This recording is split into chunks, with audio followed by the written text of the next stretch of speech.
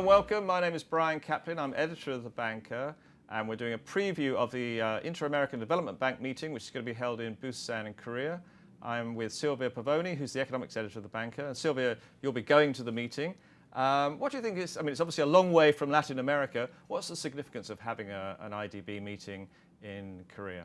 It is in fact, a very long way, as you pointed out. And initially, few people may think that it is too far away for them to go there, but it does have a big significance because obviously Latin America is increasing its trade with Asia, and South Korea is becoming an important partner.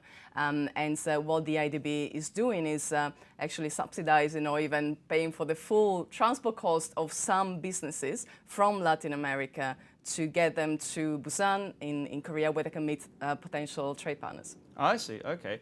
Because in fact, I mean, yeah, as you said, Latin America and Asia didn't trade very much 10 years ago, but now they certainly do. And the other kind of connection we're seeing between the two regions is that we're seeing Asian money coming into LATAM infrastructure projects. And in the special coverage that we've done in The Banker for this meeting, which is in the March issue, you've done a piece about the infrastructure projects in Latin America. So what did you discover there?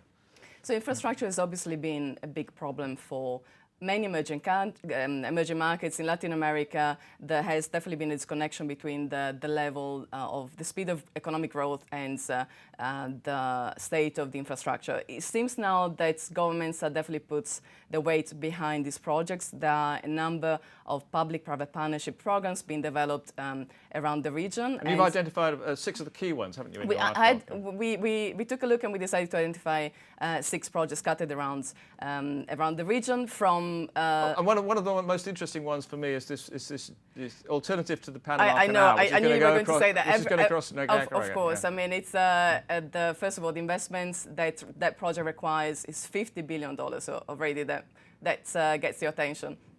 It is also a very ambitious plan. Nicaragua has had this ambition for decades.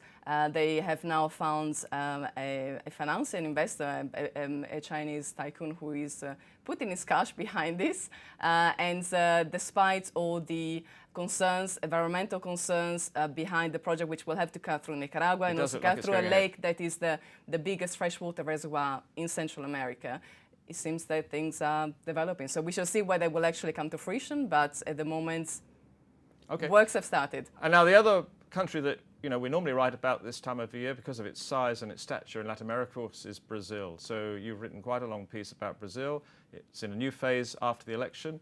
So what is the outlook for Brazil at the moment? It's not too good, actually, at the moment. So we haven't found any economists that seems to be too optimistic for 2015, although they say that growth may resume in 2016.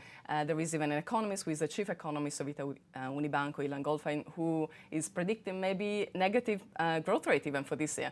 So there are many issues that Brazil has to deal with, not least the public finances. It's not really in a good state, but the new finance minister, Joaquim Levy, who wrote for The Banker soon after his appointment, obviously you can imagine is quite optimistic about what the country can do, and he's put together all the right reforms is what the markets seem to believe to manage to turn around the public issues, the public spending issues of the country.